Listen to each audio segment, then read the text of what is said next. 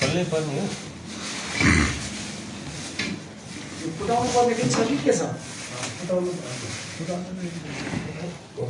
होइन भनेको भित्र केही चिजहरू तोड्नु पर्ने त्यो निकाल्नको लागि अब हेरौँ न ल कसरी खोल्ने होला माटोहरू पनि रहेछ त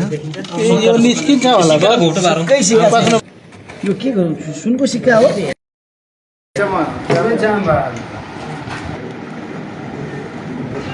यो काट्न पनि मिलेन है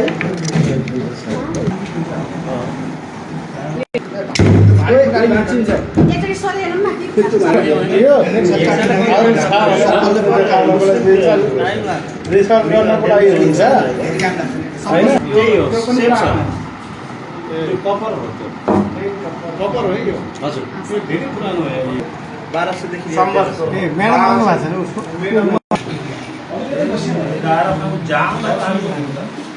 एउटा सफा त्यही सोलनाहरू पढ्दै खाली 108 इजिली सम्भव त हिजो सुरुमा चाहिँ कहाँबाट जानकारी पाएको थियौँ भने चाहिँ जिल्ला प्रहरी कार्यालयबाटै जानकारी पाएको थियौँ व्यक्ति 2083 4/24 गते दिनको 2 बजे चाहिँ जिल्ला कपिलवस्तु नगरपालिका वडा नम्बर 5 बबनीमा चाहिँ पोखरीमा चाहिँ मान्छेहरू खेती गर्ने क्रममा चाहिँ स्थानीयहरूले तामा जस्तो देखिने भाडा भनौँ न करुवाभित्र चाहिँ तामाको सिक्काहरू फेला परेका छन् अनि त्यसै दिन हामी चाहिँ त्यहाँ लिन गएर चाहिँ जिल्ला प्रहरी कार्यालयमा सचिसन ल्याएका थियौँ अनि आज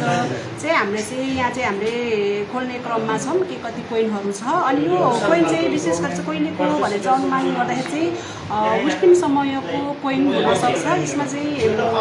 12औं देखि 13औं शताब्दीको अनुमान गर्न सकिन्छ यसमा चाहिँ पुरै कोइनहरू चाहिँ डिटेलली सफा गरिएको छैन अब यसलाई चाहिँ हामीले डिटेलली हामीले आज यहाँ जिल्ला प्रहरी कार्यालयबाट चाहिँ हामीले हस्तान्तरण गरेर लगेपछि चाहिँ हामीले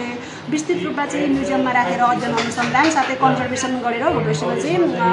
प्रदर्शनीमा राख्नेछौँ।